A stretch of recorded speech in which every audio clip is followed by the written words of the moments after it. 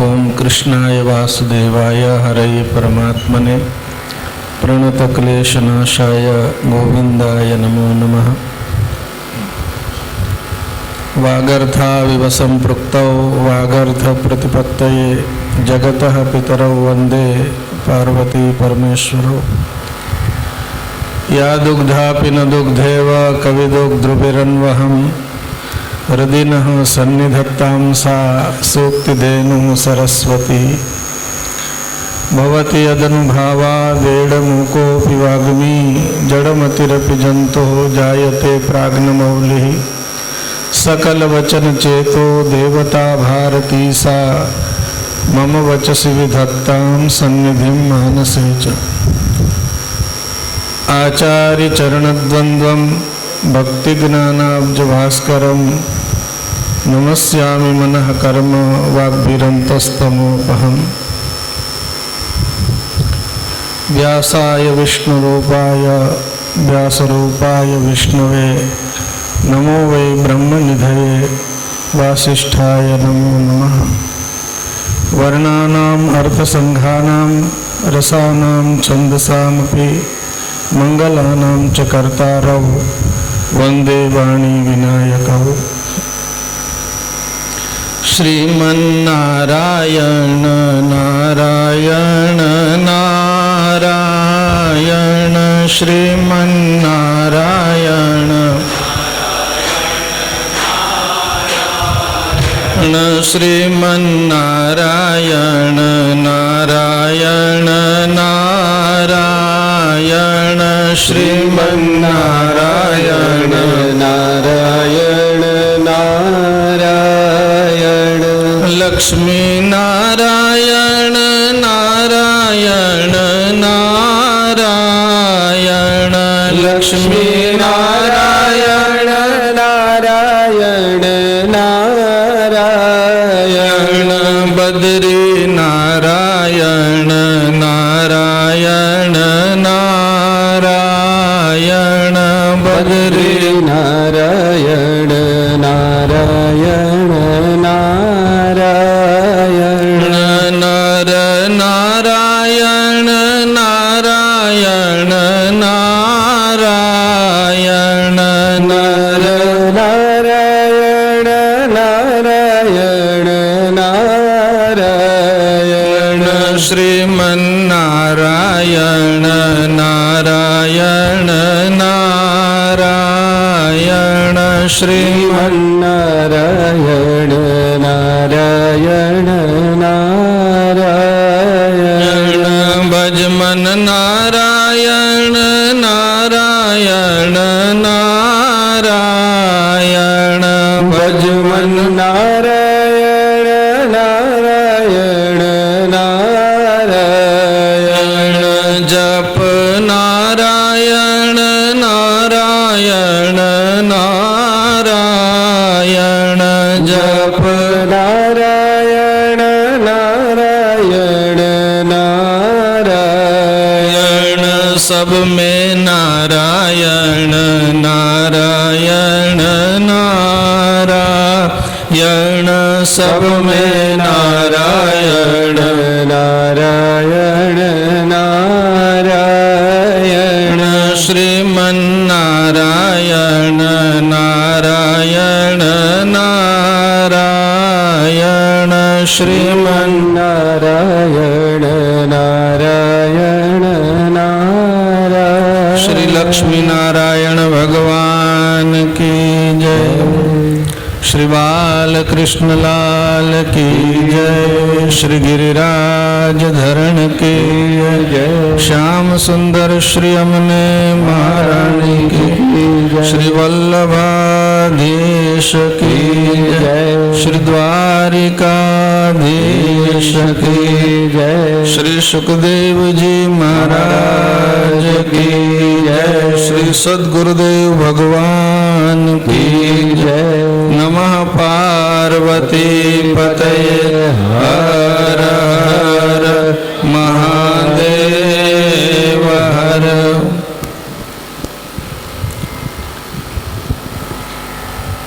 भगवान पुराण पुरुषोत्तमના અનુગ્રહથી આ દાણું ક્ષેત્રમાં ભગવત કૃપાથી પ્રતિવર્ષ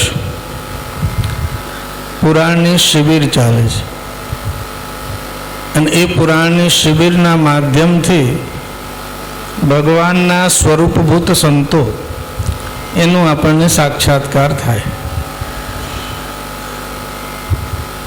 આજે આપણી સમક્ષ પૂજ્ય વેદશાસ્ત્ર સંપન્ન શ્રી નિર્વિકલ્પ સ્વરૂપ બ્રહ્મચારીજી સમુપસ્થિત છે. એમના ચરણ કમલમાં આપણે વંદન કરીએ. પૂજ્ય સ્વામીજી મહારાજ, પૂજ્ય ગૌતમભાઈ શાસ્ત્રીજી, પૂજ્ય નવલભાઈ શાસ્ત્રીજી, પૂજ્ય અમૃતભાઈ ભોગાયતાજી, પૂજ્ય યોગેશભાઈજી, રાજેશભાઈ, પંકજભાઈ, ભદ્રેશભાઈ, પંકજભાઈ ઠાકર, હેમેન્દ્રભાઈ, પરાગભાઈ, તે વક્તા શ્રોતા સમશીલા. વક્તા અને શ્રોતા બધા જ સમશીલ. વેદ સ્તુતિનો પ્રસંગ ભાગવતમાં આવ્યો. એ વખતે લખ્યું તુલ્ય વ્રત તપશીલા તુલ્ય સ્વીયારી મધ્યમાહ અપિ ચક્રુ પ્રવચનમ એકમ શુશ્રૂષવો પરે.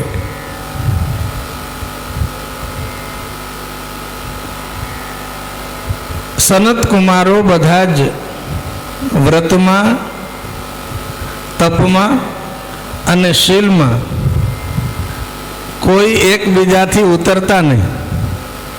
ત્રાજવું લઈને તુલના કરીએ તો બંને ત્રાજવા બરાબર એક સરખા રહે એવા તુલ્ય. વ્રત, તપ અને શીલ આ બધું સમાન.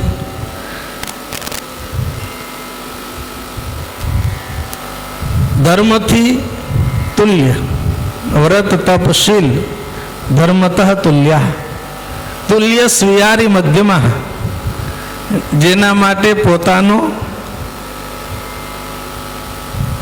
મિત્ર, સ્વીય સુહૃદ સખા મિત્રમ સ્વજન, અરિહિ શત્રુ અને મધ્યમ ઉદાસીન. સખા, શત્રુ અને ઉદાસીન આ પણ જેને માટે તુલ્ય. એટલે બધી રીતે જગતમાં સમદ્રષ્ટિવાળા. આ થયું બ્રહ્મ દર્શન, આધ્યાત્મિકતાનું નિરૂપણ. કાલે પૂજ્ય નિર્વિકલ્પ સ્વરૂપજી મહારાજ એ બતાવતા હતા પુરાણનું તાત્પર્ય, ધર્મ અને બ્રહ્મ એનું નિરૂપણ કરે છે. સંતો મહાપુરુષોના જીવનમાં આપણને આ બધું સાક્ષાત જોવા મળે. સનત કુમારો આવા તુલ્ય હતા. ધર્મથી પણ તુલ્ય અને આધ્યાત્મિક ચેતનાથી પણ તુલ્ય. એની આધ્યાત્મિકતા પણ તુલ્ય.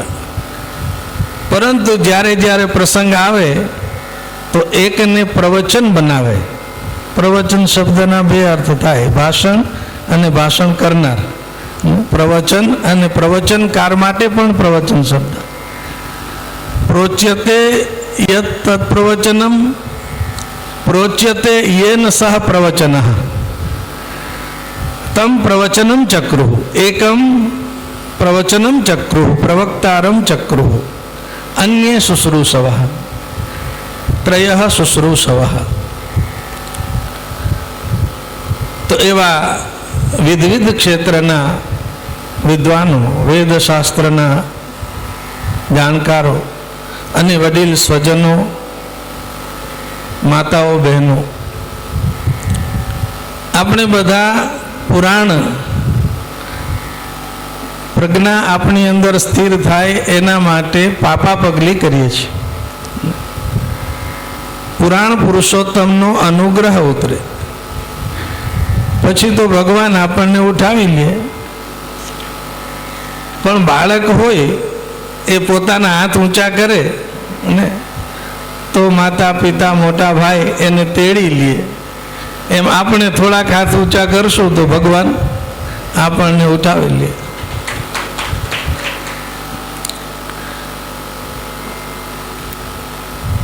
આ પુરાણના પાવન પ્રસંગો સંસ્કૃત સંસ્કૃતિ સેવા સંસ્થાન પુરાણ પ્રજ્ઞા પ્રતિષ્ઠાન એના સદભાવથી અને સૌજન્યથી આપણને આ લાભ મળે છે.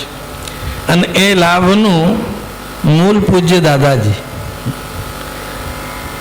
આપણે જે કોઈ અહીં છીએ તે કોઈને કોઈ રૂપે દાદાજી સાથે જોડાયેલા છે.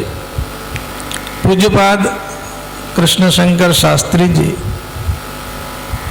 એમના માટે તો બધા વિશેષણ ટૂંકા પડે એવું એનું ઉચ્ચ ઉન્નત વ્યક્તિત્વ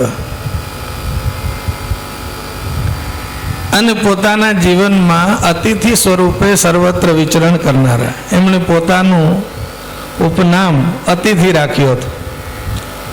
એ પોતે પત્ર લખે તો અતિથિ એનું ઉપનામ હતું, તખલ્લુસ હતું એવું કહ્યું. અને એમના નિવાસ સ્થાનનું નામ પણ આતિથેય. નડિયાદમાં બંગલો હતો, એનું નિવાસનું નામ આતિથેય. એટલે અત સાતત્ય ગતો, સતત વિચરણ કરતા રહ્યા. મહાપુરુષો બહુધા વિચરણશીલ હોય અને એ વિચરણ કરે તો જગતમાં એના ચરણ જ્યાં જ્યાં પડે ત્યાં સદાચરણનો મંગલ પ્રસંગ ઊભો થાય. મહદ વિચલનમ નૃણામ ગૃહિણામ દીન ચેતસામ નિશ્રેયસાય ભૂતાનામ કલ્પતે નાન્યથા ક્વચિત. ગર્ગાચાર્યજી મહારાજ ગોકુલમાં પધાર્યા મથુરાથી, કે મહાપુરુષો એક જગ્યાએથી બીજી જગ્યાએ શા માટે જાય? ત્યાં કારણ બતાવ્યું. મહદ વિચલનમ, મહાપુરુષોનું વિચલન. એ નૃણામ ગૃહિણામ, ગ્રહસ્થ વ્યક્તિ, સંસારી વ્યક્તિ, નોકરી ધંધામાં બંધાયેલો મનુષ્ય, એ તો કદાચ બીજે ના જઈ શકે, પરંતુ મહાપુરુષો સર્વતંત્ર સ્વતંત્ર હોય અને સર્વતંત્ર સ્વતંત્ર હોવા છતાં પણ પરમ કૃપાલુ હોય. એટલે કૃપાના બલથી એ ગ્રહસ્થને ત્યાં જાય. ગૃહિણામ દીન ચેતસામ, ગ્રહસ્થનું ચિત્ત તો હંમેશા દીન જ હોય. પુષ્કળ હોય છતાં પણ જે દીનતા, ધંધો કેમ ચાલે છે? ઠીક ઠીક છે, બહુ સારો ચાલતો હોય તો બી. ગૃહિણામ દીન ચેતસામ નિશ્રેયસાય ભૂતાનામ, એવા વ્યક્તિઓના નિશ્રેયસ માટે, કલ્યાણ માટે સત્પુરુષો વિચરણ કરતા હોય.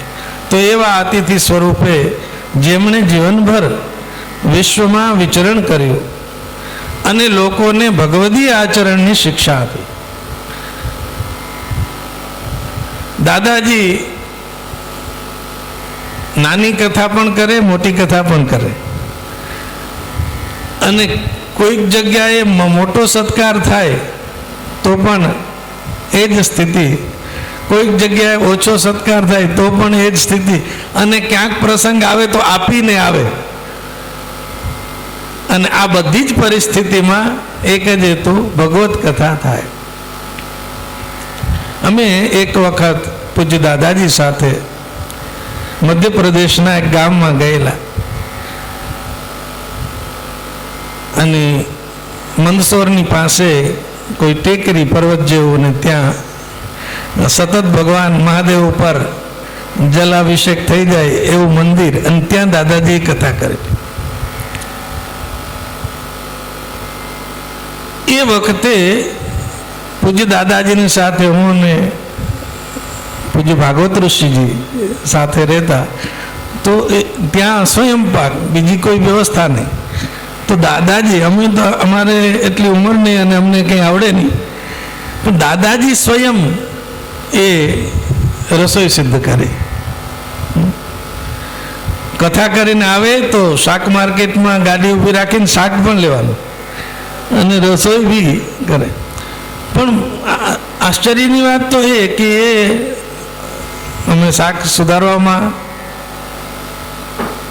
થોડુંક કરીએ જેમ દાદાજી આજ્ઞા આપે, કારણ કે દાદાજીની સાથે શાક સુધારવું એ બી એક તપ હોય.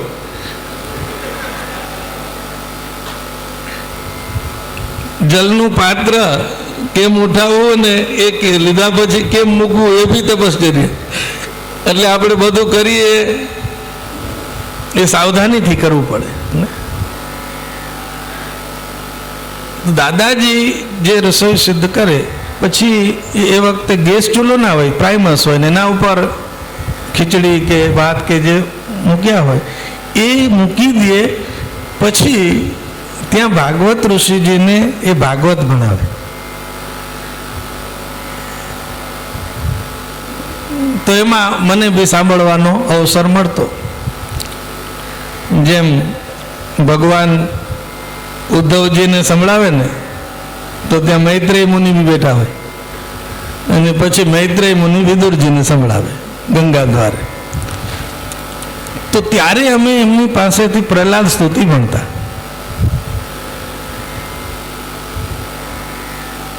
ક્ષણાર્ધમ અપી વ્યર્થમ નનેયમ,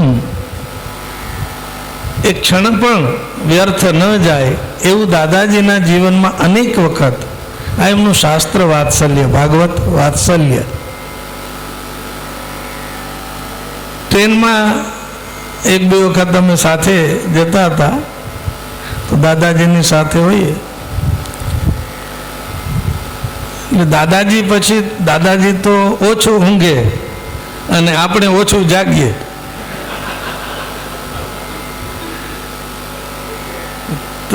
રાતનો સમય થાય તો આપણે તો સૂઈ જાય, પણ દાદાજી પહેલેથી સૂચના આપે કે આ સીટ છે એ તમારે સૂઈ જાજો, જ્યારે ઈચ્છા થાય ત્યારે સૂઈ જાજો. અને એ પોતે એ વખતે પણ કંઈક પ્રૂફ વાંચન કરતા હોય, કોઈને પત્રના ઉત્તર આપતા હોય, એ ટ્રેનમાં બી એ કાર્ય કરતા રહેતા. એવું અનેક પ્રસંગોમાં જોયેલું. મોટી ઉંમરે પણ દાદાજી પોતાની સાથે અમરકોશ અને લઘુકૌમુદી રાખતા. આપણને આશ્ચર્ય થાય કે આની શું જરૂર હશે, પણ એ વખતે બી એ એનું શાસ્ત્ર સ્વાધ્યાય કરતા હતા.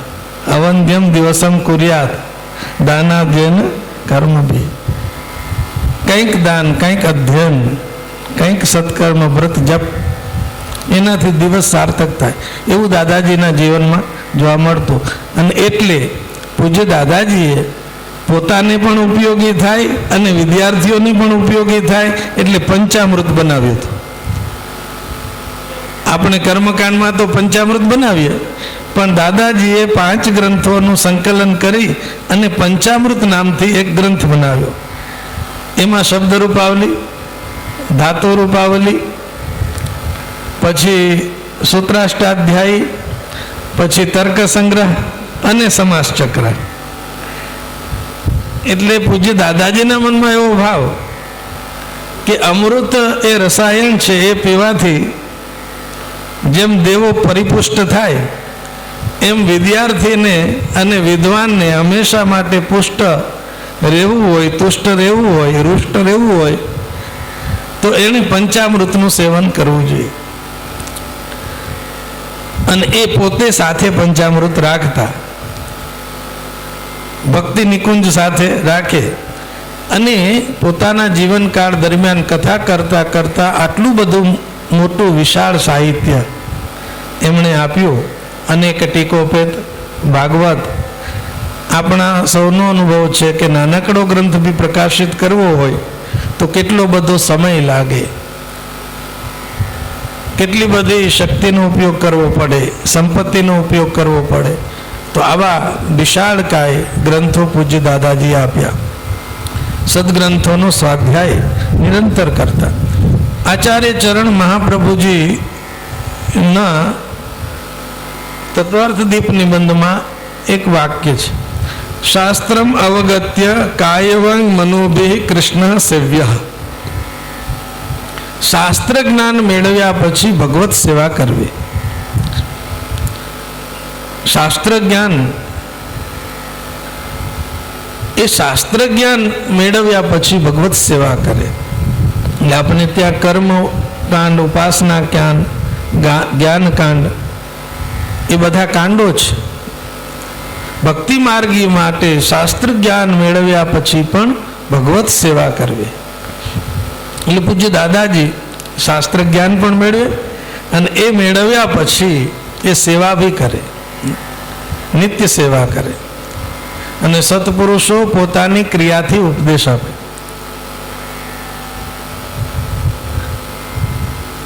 પોતે બીજાની સેવા કરે, ભગવત સેવા કરે, પણ કોઈની સેવા લે નહીં, સેવા લે નહીં. એક નાનકડો પ્રસંગ, દાદાજી ખુલ્લા પગે ભાગવત વિદ્યાપીઠમાં વિચરણ કરતા હોય તો એક પ્રથમા કક્ષાનો નાનકડો બાળક એ દાદાજી પાસે જાય અને કહે, દાદાજી હું તમારો હાથ પકડી લઉં. તો કે મારો હાથ શા માટે પકડવાનો? શિવજીના મંદિર પાસેથી દાદાજી આગળ જતા હતા. પેલો વિદ્યાર્થી નાનકડો એટલે કે દાદાજી તમે મોટા છો ને, એટલે તમે પડી ન જાઓ ને, એટલે હું તમારો હાથ પકડી લઉં. એટલે દાદાજી કહ્યું કે હું કદાચ પડી જઈશ અને મને વાગશે તો સાજો થઈ જઈશ, પણ તું વાંચીશ નહીં તો મને જે વેદના થશે એનો કોઈ ઉપાય નહીં થાય. એટલે તું વાંચ, એવું કહેતા. તું લઘુ કૌમુદી વાંચ, એ મારો હાથ પકડ્યા બરાબર છે. એટલે આપણે શાસ્ત્રનો આશ્રય કરીએ એ પૂજ્યપાદ દાદાજીની શ્રદ્ધાંજલિ છે, એમને ભાવાંજલિ છે. દાદાજીના જીવનમાં આપણે જોયું હોય કે આપણે ગ્રંથ લઈને બેસીએ ને તો એ સર્વાધિક પ્રસન્ન થતા. એટલે અમે કુટીરમાં બેઠા હોય, વાંચીએ ના વાંચીએ પણ ગ્રંથ સાથે રાખીએ. ભગવાન પ્રસન્ન થાય, દાદાજી પ્રસન્ન રહેતા. કોઈ વાંચે ભણે તો બહુ પ્રસન્ન થાય. વિદ્યાર્થીઓને ભણવા માટે ભાગવત વિદ્યાપીઠ તો બનાવ્યો, પણ ભણવા માટે કાશી જવું હોય તો બી દાદાજી વ્યવસ્થા કરી દે. અને બધા વિદ્યાર્થી તો કાશી ના પહોંચી શકે એટલે સમયે સમયે કાશીથી વિદ્વાનોને બોલાવે અને વિદ્યાપીઠમાં રાખે. ભણવા માટે કાશી જવું જ જોઈએ અને વિદ્વાને વ્યાકરણ ભણવું જ જોઈએ. આ બે આગ્રહ પૂજ્ય દાદાજીના રહેતા. વ્યાકરણ આવડવું જ જોઈએ. કાણાદમ પાણીનિયમ છે સર્વશાસ્ત્રોપકારકમ, બધા શાસ્ત્રને ઉપકારક એવા પૂજ્યપાદ દાદાજી, જેમના જીવનમાં ભક્તિ, જ્ઞાન અને વૈરાગ્યનો સમન્વય દેખાતો, અને આ ત્રણેયનો સમન્વય જીવનમાં વિવેકના રૂપમાં પ્રગટ થાય અને આ ચાર વસ્તુનું પ્રાગટ્ય જીવનમાં થાય તો ભગવત પ્રાગટ્ય, ભગવત પ્રકાશ થાય. એવું ભાગવતનો પ્રથમ પ્રશ્ન કહે. ભક્તિ જ્ઞાન વિરાગ આપતો વિવેકો વર્ધતે કથમ. ભાગવતનો આશ્રય કરતા કરતા, ભાગવત પુરુષોનો આશ્રય કરતા કરતા આપણને જીવનમાં ભક્તિ, જ્ઞાન, વૈરાગ્ય અને આ ત્રણેયનો આપ્ત એ વિવેક, ભક્તિ, જ્ઞાન, વૈરાગ્યથી આપ્ત થાય, પ્રાપ્ત થાય એવો વિવેક, અથવા ભક્તિ, જ્ઞાન અને વૈરાગ્ય જેના આપ્ત છે, સ્વજન છે, આપ્તજન છે એવો વિવેક. એ વિવેકનું જાગરણ ભાગવતના આશ્રયથી થાય, ભાગવત વિદ્યાપીઠના આશ્રયથી થાય અને ભાગવત જેમને જીવનમાં ઉતાર્યું હોય એવા સત્પુરુષોના આશ્રયથી થાય. એટલે શાસ્ત્ર અને સદગુરુદેવ એ રૂપમ રૂપમ પ્રતિરૂપો બભુવ. ગુરુ તત્વ વ્યાપક હોય છે એટલે એ શિષ્યમાં સંક્રાંત થાય. અને જેમ અગ્નિ, દીપક એક બીજા દીપકને સ્પર્શે એમાં બી જ્યોત જાગી જાય, એમ એકમાંથી બીજામાં, બીજામાંથી ત્રીજામાં, એમ ભક્તિ જ્ઞાનના દીપક છે, જ્યોતિ છે, એ જ્યોતિ સંક્રાંત થતી હોય છે. સ્થૂલ સ્વરૂપે પાંચભૌતિક વિગ્રહ રૂપે મહાપુરુષો ન બિરાજતા હોય તો પણ એની ચેતના, એનું ચૈતન્ય, એનું જ્ઞાન, એના સંસ્કારો, એની સંસ્કૃતિ એ ચિરકાલ સુધી રહેતી હોય છે. આપણા જીવનમાં એવું બને કે આપણી પેઢીમાં 10મી પેઢીએ કોણ પુરુષ હતા એવો આપણને કોઈ પ્રશ્ન પૂછે તો એનું નામ બતાવવું અઘરું થઈ જાય. કેટલાક ભાગ્યશાળી હોય એના સંતાનોને 10મી પેઢીનું નામ યાદ હોય, પણ આપણું ક્રમ બોલતા જઈએ તો ક્યાં સુધી જાય? આપણા પિતાજી આ, એના પિતાજી આ, એના પિતાજીનું નામ, એના પિતાજીનું નામ, એના પિતાજીનું નામ ભૂલાઈ જાય. પરંતુ મહાપુરુષોને લોકો હંમેશા યાદ કરતા હોય છે. આપણે વશિષ્ઠ ઋષિને હજી બી યાદ કરીએ, અત્રિ ઋષિને યાદ કરીએ, વ્યાસ મહર્ષિને યાદ કરીએ, સુખદેવજીને યાદ કરીએ, દાદાજીને યાદ કરીએ, પૂજ્ય ડોંગરે બાપાને યાદ કરીએ, ભગવાન શંકરાચાર્યજીને યાદ કરીએ, જગતગુરુ વલ્લભાચાર્યજીને યાદ કરીએ, મહાપુરુષોને યાદ કરીએ. નહીંતર આપણા એ પાંચભૌતિક સ્વરૂપે એની સાથે સંબંધ ના હોય, ફિર બી યાદ કરીએ. તો એ ભગવાન અને મહાપુરુષો જ્યારે ભૂતલ પર પધારે ત્યારે એક યશસ તીર્થવર એનું એક તીર્થ નિર્માણ કરતા હોય છે, અને એ તીર્થનું નામ છે કીર્તિ તીર્થ, યશસ તીર્થ.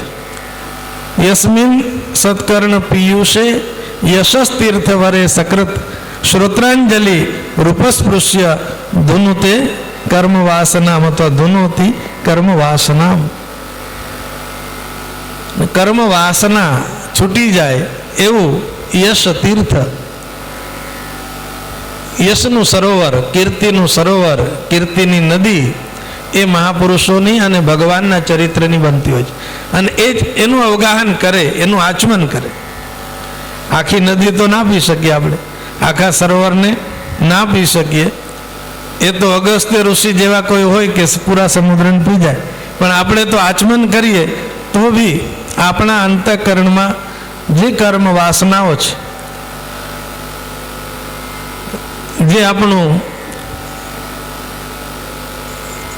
કારણ શરીર, એને કારણ શરીર કેમ મહારાજ છે, અને એનો નાશ કરે. ધુનુતે કર્મ વાસના, કારણ શરીર નિવૃત્ત થઈ જાય. અને એ નિવૃત્ત થાય તો પછી લિંગ શરીર, સૂક્ષ્મ શરીર, સ્થૂળ શરીર એની નિવૃત્તિ થાય. ઉપરના નિવારણથી અંદરનું નિવારણ ના થાય, પણ અંદરના નિવારણથી ઉપરનું નિવારણ થાય. રોગનું મૂળ અંદર હોય, ઉપર ઉપરથી આપણે સાફ કરીએ તો રોગ ના જાય, ભીતરથી મૂળથી એને કાપવું પડે. આદિ વૃક્ષ અસંગ શસ્ત્રથી છેદાય એમ કર્મ વાસના આપણું જે કારણ શરીર, એ કારણ શરીરનું નિવારણ ભગવત ચરિત્રોના શ્રવણથી થાય, ભગવદીઓના ચરિત્રના શ્રવણથી થાય. પુરાણના પ્રસંગોમાં આપણને બે વસ્તુ જોવા મળે. એમાં ભગવાનની કથા હોય અને ભગવાનના ભક્તોની કથા હોય. અને ભગવાનની સાથે જે કોઈ પણ રીતે જોડાયેલા હોય એની કથા હોય. કોઈ બી રીતે જોડાયેલા હોય, ભાવથી જોડાયેલા હોય, ભયથી જોડાયેલા હોય, પ્રભાવથી જોડાયેલા હોય, વિરોધથી જોડાયેલા હોય, અનુરોધથી જોડાયેલા હોય, સકામ ભાવે જોડાયેલા હોય, નિષ્કામ ભાવે જોડાયેલા હોય, કોઈ બી રીતે ભગવાનથી જોડાયેલા હોય, એ બધાના ચરિત્ર આપણને પુરાણોમાં સાંભળવા જોવા મળે. એટલે ભાગવત શબ્દની એક વ્યાખ્યા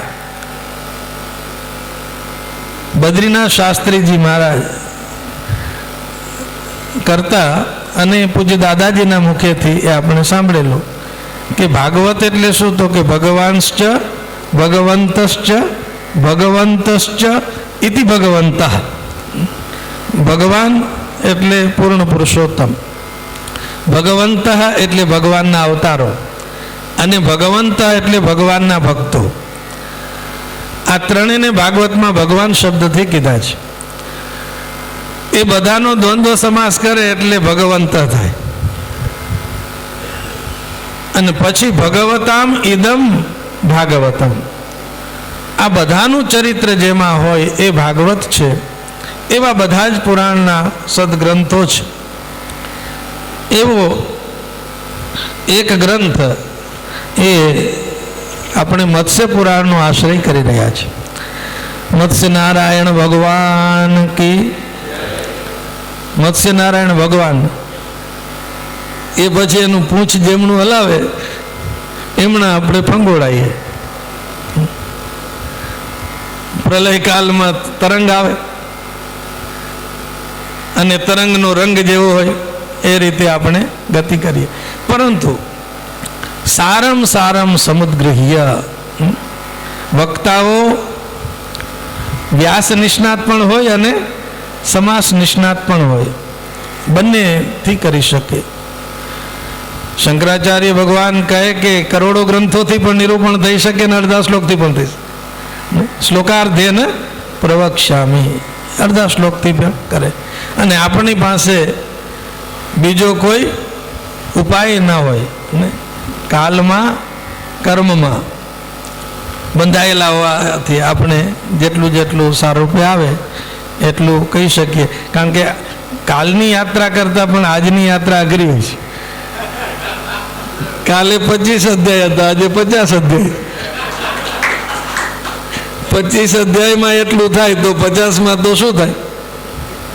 એટલે પછી આપણે પેલી ટેસ્ટ મેચ હોય ને એમાં ખેલાડીને ખબર પડી જાય કે આમાં આપણે જીતવાના નથી, એટલે ડ્રો તરફ લઈ જાય. જીતશું નહીં તો ટકશું તો ખરા, ટકી તો રહીએ. પછી એ ખબર પડી જાય. એટલે બંને રીતે આપણે લઈએ. પણ જિજ્ઞાસા ઉત્પન્ન થાય, આપણામાં ભાવ ઉત્પન્ન થાય.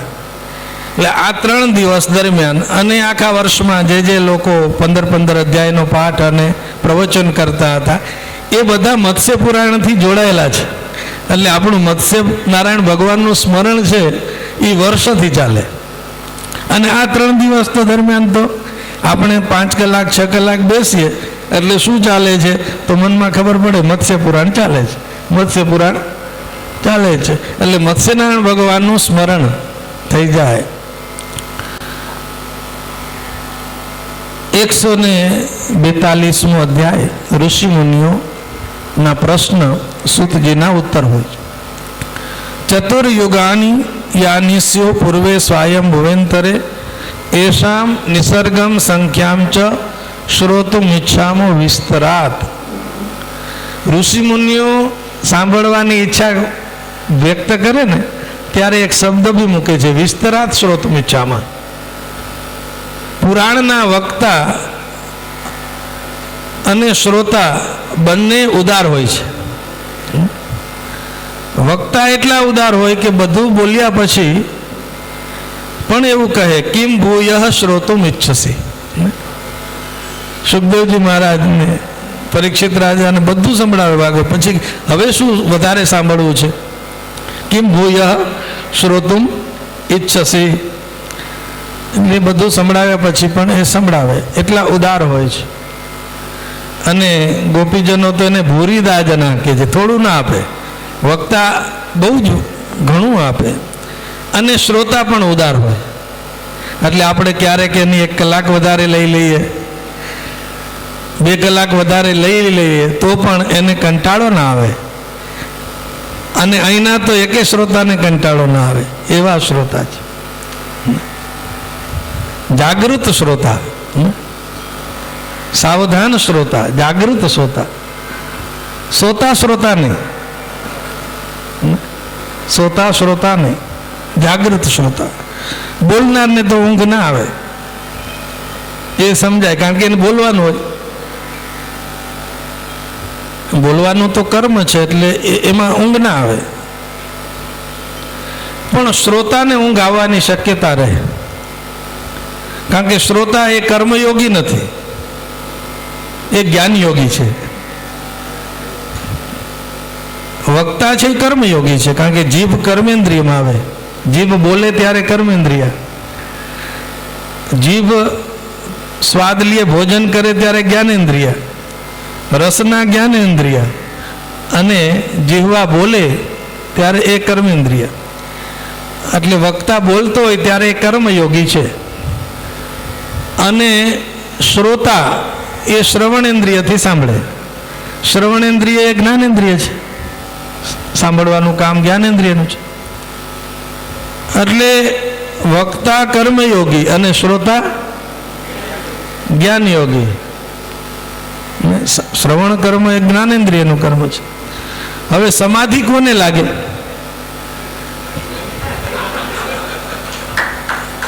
કર્મયોગીને લાગે કે જ્ઞાનયોગીને લાગે?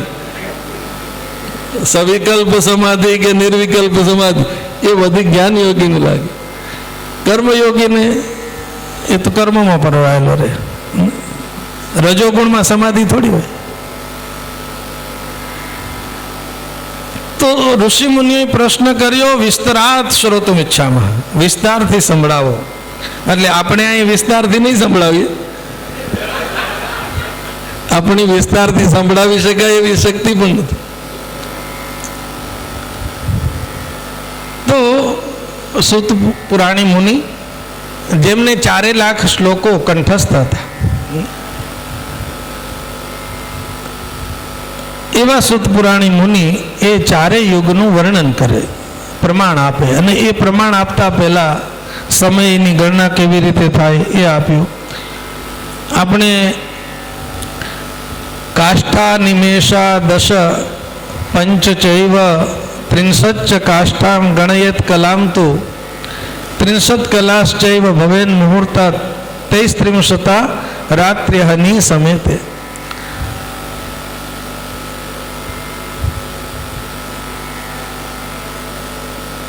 નિમેષના આધારે કાષ્ઠાથી 30 કાષ્ઠા હોય તો કલા, 30 કલાનું મુહૂર્ત,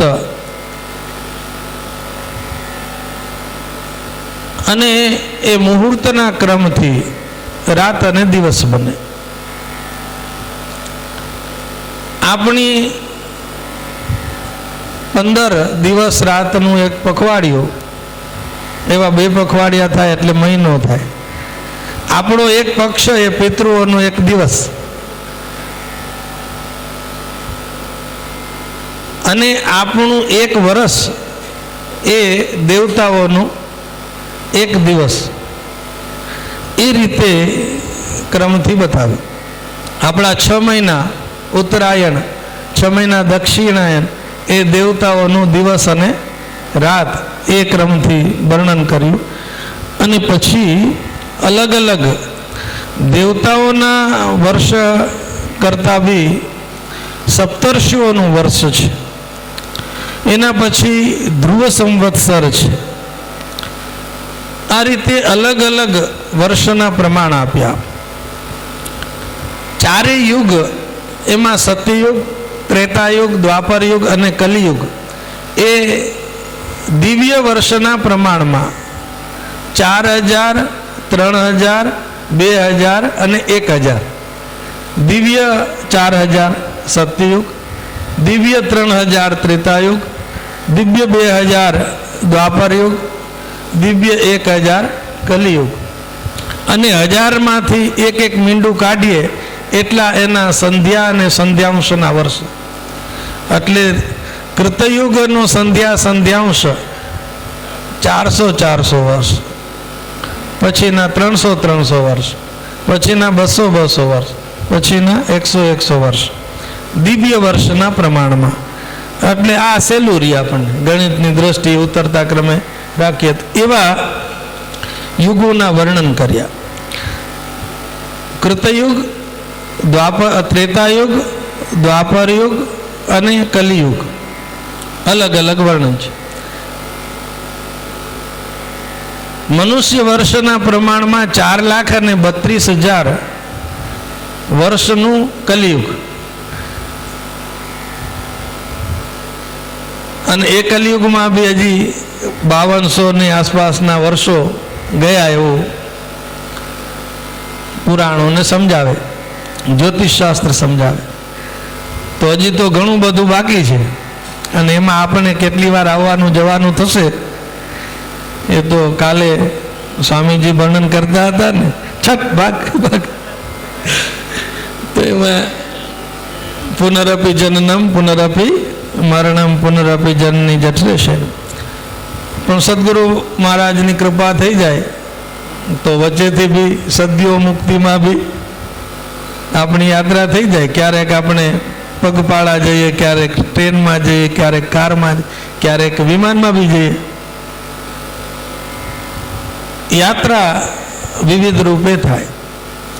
તો આ ચારેય યુગ છે, એ ચારેય યુગમાં વિવિધ પ્રકારે ધર્મનું સ્વરૂપ હોય. બે પ્રકારના ધર્મ હોય, એક શ્રૌત ધર્મ અને બીજો સ્માર્ત ધર્મ. શ્રૌત ધર્મ એમાં યજ્ઞ પ્રધાન છે. દારાગ્નિહોત્ર સંબંધમ ઋગ્યજુ સામ સંહિતા. વિવાહ સંસ્કાર કરી અગ્નિહોત્ર પાલન કરે, વૈદિક કર્મ કરે, એ શ્રૌત યજ્ઞ છે. અને પરંપરાગતમ ધર્મમ સ્માર્તમ ત્વાચાર લક્ષણમ વર્ણાશ્રમાચારયુતમ મનુ સ્વયં ભુવો બ્રવીત. 142મા અધ્યાયમાં 42મો શ્લોક, એમાં સ્માર્ત ધર્મની પરિભાષા આપી. વર્ણાશ્રમાચાર હોય, સદાચારની શિક્ષા જેમાં હોય, એવો પરંપરાગત ધર્મ એ સ્માર્ત ધર્મ છે. ઋષિમુનિઓ આ બંને પ્રકારના ધર્મનું વિસ્તાર કરતા હોય છે. એમાં અલગ અલગ વર્ણના લોકો અલગ અલગ ધર્મનું પાલન કરે. 50મા શ્લોકમાં એવું વર્ણન કરે, આરંભ યજ્ઞ ક્ષત્રસ્ય હવિર યજ્ઞ વિશસ્મૃતા પરિચાર યજ્ઞ શૂદ્રાશ્ચ જપ યજ્ઞાશ્ચ બ્રાહ્મણા. ક્રિયાકર્મ પ્રધાન ક્ષત્રિયોના યજ્ઞો હોય અને બ્રાહ્મણોના યજ્ઞ છે એ જપ યજ્ઞાશ્ચ બ્રાહ્મણા. બ્રાહ્મણો મોટે ભાગે જપ યજ્ઞ કરતા હોય. એટલે ઘણી વખત જોવામાં મળે કે બ્રાહ્મણોને ત્યાં સાક્ષાત યજ્ઞ યાગાદી ક્રિયા ઓછા થાય, પણ એ જપ યજ્ઞ પ્રધાન વધારે હોય. શાસ્ત્રનો સ્વાધ્યાય કરે એ યજ્ઞ એ કરતા હોય છે. આ બધા વ્રતોની કથા આવતી હતી ને, મત્સ્ય પુરાણમાં વ્રતો ને તીર્થોની કથા ખૂબ આવે. અનેક વ્રતો અને અનેક તીર્થો. પછી આપણને વાંચતા વાંચતા એવું થાય કે આપણે તો આ ક્યાં કરી શકવાના છીએ. ફળની શ્રુતિ સાંભળીએ એટલે ઈચ્છા થાય કે આવું ફળ આપણને બી મળે તો સારું. પરંતુ પછી સંદેહ થાય કે આમાં તો બધું આટલું બધું આપવાનું ને આટલું બધું કરવાનું ને, અને પેલું સમિધા બી મળે ના મળે ને, એ બધું તો અઘરું થાય. એટલે પછી થાય કે હવે આપણું તો ચાન્સ આમાં કાંઈ લાગશે નહીં.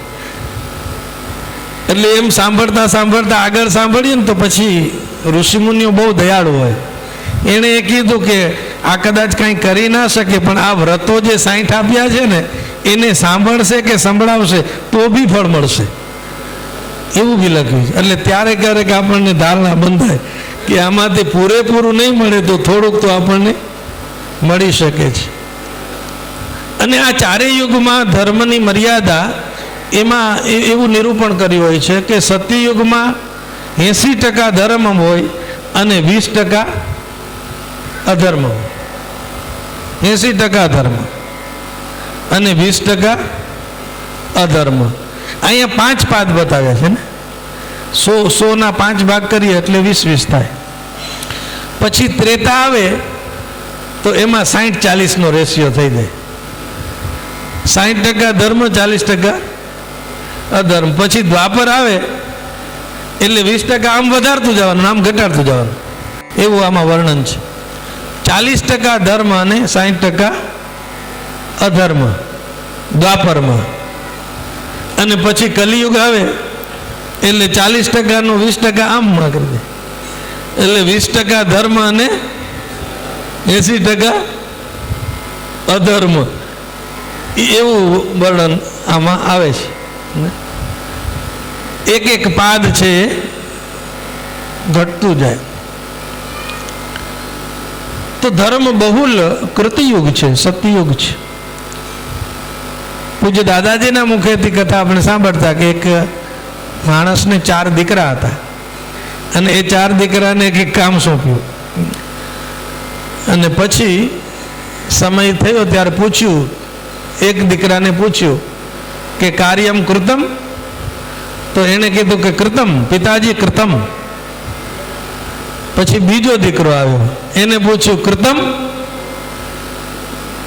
તો કે 1/3 અને પોણા ભાગનું કૃતમ. પોણા ભાગનું કૃતમ એટલે 75% કર્યું. પછી ત્રીજો આવ્યો, એને પૂછ્યું કૃતમ, તો કે અર્ધમ કૃતમ. પછી ચોથો આવ્યો, એને પૂછ્યું કૃતમ, તો કે કૃતઃ. કૃતમ નહીં કૃતઃ. તો પેલા એ વખતે તો વ્યાકરણ બધાને આવડતું હોય, બીજા ગમે તે શાસ્ત્ર ભણે પણ વ્યાકરણ પર્યાપ્ત બધાને આવડતું હોય. તો કે કૃતમ કાર્યમ કહેવાય, કર્મ કૃતમ કહેવાય, તો કૃતા બોલે. તો કે પિતાજી કાર્યમ તો કૃતમ નહીં પણ કલહ કૃતઃ. કામ તો ન થયું પણ ઝઘડો થઈ ગયો. એટલે 4 છોકરાનું નામ, જેમણે કલહ કૃતઃ એનું નામ કલી, જેમણે અડધું કર્યું તો એનું નામ દ્વાપર, 50-50 દ્વાપર. 2 ભાગ કરીએ એમાં 1 ભાગ કર્યું દ્વાપર. પછી 75% કર્યું તો એનું નામ ત્રેતા, અને પૂરેપૂરું કર્યું તો એનું નામ કૃતયુગ. કૃતયુગ જેટલું કામ સોંપ્યું હોય એટલું બધું પૂરેપૂરું નિષ્ઠાથી કરે, ભક્તિથી કરે, સદભાવથી કરે તો એ ગમે ત્યારે કૃતયુગ છે. તો આ મહાકાલ પુરુષના 4 કાલ દીકરા છે, કાલ નામના દીકરા છે. કાલખંડ જ છે ને, સતયુગ એ કાલખંડ, ત્રેતાયુગ એ કાલખંડ, દ્વાપર યુગ એ કાલખંડ, કલિયુગ એ કાલખંડ. એટલે કાલ પુરુષના એના જેવા જ 4 દીકરા. તો એ બધું બતાવ્યું છે. આયુ રૂપમ બલમ મેધા આરોગ્યમ ધર્મશીલતા સર્વસાધારણમ યેતદ આસિત ત્રેતાયુગે તુવય. ત્રેતાયુગની અંદર મનુષ્ય મનથી જે કાંઈ સંકલ્પ કરે એ બધા સંકલ્પ પૂરા થાય.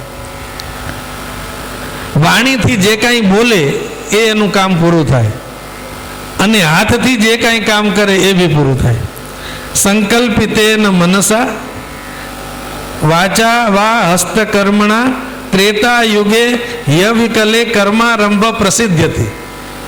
હાથથી, વાણીથી, મનથી જે કાંઈ કર્મારંભ કરે એ બધા જ કર્મારંભ સિદ્ધ થઈ જાય,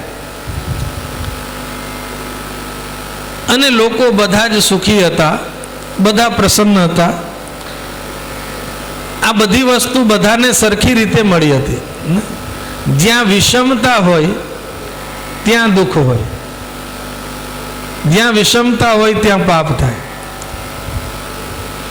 જ્યાં ભેદ હોય ત્યાં ઝઘડો થાય. પણ આમાં ત્રેતાયુગમાં આયુષ્ય રૂપમ બલમ મેધા આરોગ્યમ ધર્મશીલતા સર્વસાધારણમ યતત, બધામાં સાધારણ સમાન રૂપે હતા. પછી ત્રેતાયુગમાં વેદના 3 ભાગ થયા. ત્રેતાયુગ એનું એક નામ ત્રયનું વિભાજન ત્યાંથી થયું. ઋગ્વેદ, યજુર્વેદ, સામવેદની સંહિતાઓ બની. એક વેદના 3 ભાગ કરીને ત્રયી થયા, અને પછી વૈદિક યજ્ઞ ત્યારથી શરૂ થયા. તો ધર્મની વ્યવસ્થા એ યુગ યુગની અંદર હોય છે. એટલે પછી ધીમે ધીમે બધું ઘટતું જાય. સત્યયુગમાં, ત્રેતાયુગમાં ધર્મ પ્રચુર સમાજ હતો, અને પછી કલિયુગમાં આવે એટલે બધું ઘટતું જાય. ઓલી બાજુનું વધતું જાય ને આ બાજુનું ઘટતું જાય. એક સંસ્કૃતના હાસ્ય કવિ એવું લખે કે આપણે પુરાણોમાં ને ગ્રંથોમાં સાંભળ્યું કે પહેલાના સમયમાં ભારતમાં દૂધની નદીઓ વહેતી હતી. દૂધની નદીઓ વહેતી હતી. પછી સમય બદલાણો એટલે નદીઓ તો અત્યારે વહે, પણ પછી કવિ એવું લખ્યું કે પેલા ભારતમાં દૂધની નદીઓ વહેતી હતી અત્યારે દૂધમાં નદીઓ વહે છે. દૂધમાં પાણી ભેરવી દે ને, પેલા દૂધની નદીઓ વહેતી હતી, અત્યારે દૂધમાં નદીઓ વહે છે. વહેતું તો ગમે તે સમયે હોય, પણ દૂધની નદીમાં દૂધ વધારે હોય અને દૂધમાં નદી હોય ત્યાં બી દૂધ તો હોય, સાવ દૂધનો નાશ ના થાય, બીજનો નાશ ના થાય. એટલે મનુ મહારાજ બી નૌકામાં બધા જ પદાર્થોના બીજ લઈને બેસે છે, ઋષિ મુનિઓને લઈને બેસે છે. એટલે પાછી બીજા કલ્પની સૃષ્ટિ, બીજા મન્વંતરની સૃષ્ટિ થઈ શકે એ બીજના આધારે ને. બીજ રક્ષા, બીજ ભાવે દ્રઢે તુષ્યાત, બીજ ભાવ દ્રઢ રહે એટલે ધર્મ વધઘટ થયા કરે. સનાતન ધર્મનું સ્વરૂપ શું છે? સત્યમ, જપસ, તપો, દાનમ એ ધર્મના લક્ષણ છે. વિવિધ પ્રકારે વર્ણાશ્રમ ધર્મ એનું નિરૂપણ કરવામાં આવ્યું હોય છે.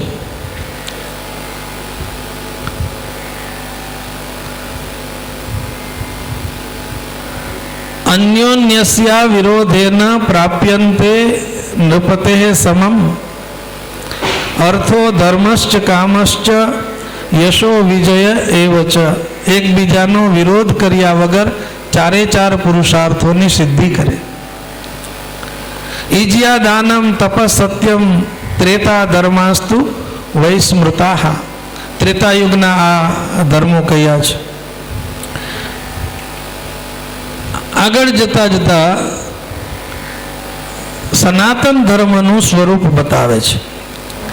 એક વખતે ત્રેતાયુગમાં જ્યારે એવો પ્રસંગ આવ્યો કે ઇન્દ્ર મહારાજ એ યજ્ઞ કરે છે અને એ યજ્ઞમાં હિંસા પ્રચુર યજ્ઞ કરવા લાગ્યા, એટલે ઋષિમુનિઓએ વિરોધ કર્યો કે આવા યજ્ઞ ના થાય.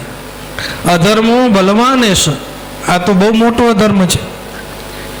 બોલો, ધર્મની ઈચ્છાથી હિંસા કરે તો પણ અધર્મ છે. અધર્મો ધર્મગાઘાતાય પ્રારબ્ધ પશુભિસ્તોયા. ઋષિઓએ ઇન્દ્રને કહ્યું નાયમ ધર્મ અધર્મોયમ ન હિંસા ધર્મ ઉચ્યતે. હિંસાને ધર્મ ના કહેવાય.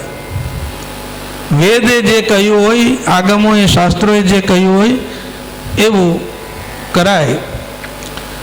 એટલે સામે ઇન્દ્ર, આ બાજુ ઋષિમુનિઓ, એ બંને વચ્ચે વિવાદ થયો. 143મો અધ્યાય અને એમાં 17મો શ્લોક, 16મો શ્લોક, 17મો શ્લોક. તેષામ વિવાદસ્સુ મહાન જગને ઇન્દ્ર મહર્ષિણામ જંગમે સ્થાવરે કેન યષ્ટવ્યમિતિ ચોચ્યતે. યજ્ઞમાં હિંસા કરવી ના કરવી એનો વિવાદ આ ઋષિમુનિઓ વચ્ચે ચાલ્યો.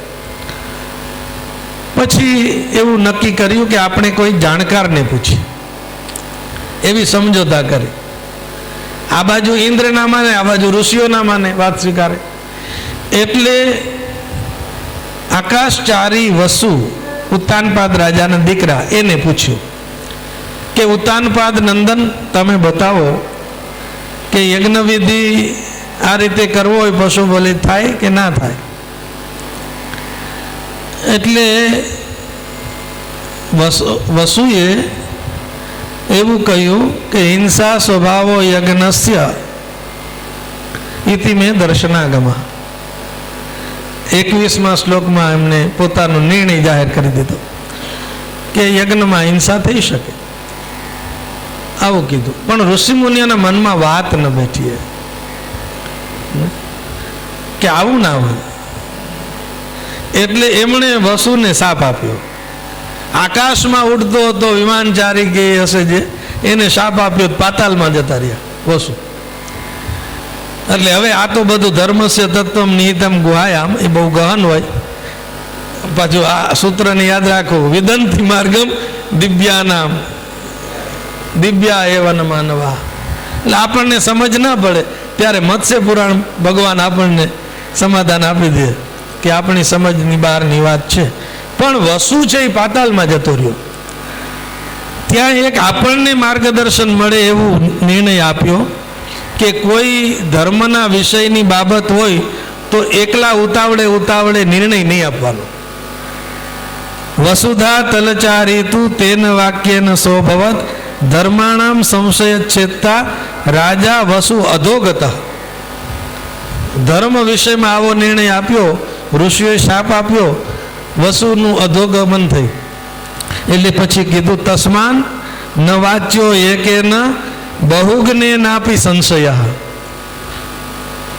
માણસ ગમે તેટલો બહુજ્ઞાની હોય તો પણ એણે એકલાએ નિર્ણય નહીં આપવાનો. આવું એક નિરૂપણ કરી દીધું. બહુ દ્વારસ્ય ધર્મસ્ય સૂક્ષ્મા દુરનુગા ગતિ. ધર્મના દ્વાર ઘણા બધા હોય છે અને ધર્મની ગતિ સૂક્ષ્મ હોય છે, એટલે એકલાએ નિર્ણય નહીં આપવો આવું કીધું. અને ઋષિ મુનિઓને પેલો હિંસા પ્રચુર યજ્ઞ બહુ સમજાયો નહીં, મનમાં બેઠો નહીં, એટલે એ તપ કરવા જતા રહ્યા. એ તપ કરે છે અને ઘણા બધા ઋષિઓ તપ કરીને સ્વર્ગને પ્રાપ્ત કરે છે. તપશ્ચર્યા એ સાત્વિક છે. સનાતન ધર્મનું લક્ષણ આપ્યું.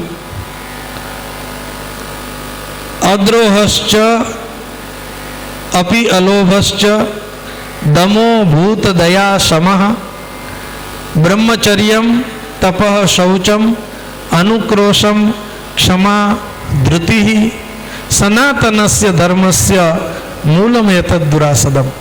સનાતન ધર્મના આટલા આટલા મૂળિયા છે. એમાં દયા છે, સમદમ છે, ઉદારતા છે, કોઈનો પણ દ્રોહ ના કરવો એવી વૃત્તિ. આ ધર્મના લક્ષણો આપણે વારંવાર વાંચીએ તો બી આપણને હૃદયમાં ધર્મ માર્ગે ચાલવાની ઈચ્છા થાય. મનુષ્ય કેવો બને એ જેવું વાંચે એવો બને. યોય શ્રદ્ધ સ એવ સહ. સાત્વિક ગ્રંથો વાંચે તો સાત્વિક બને, રાજસ વાંચે તો રાજસ બને.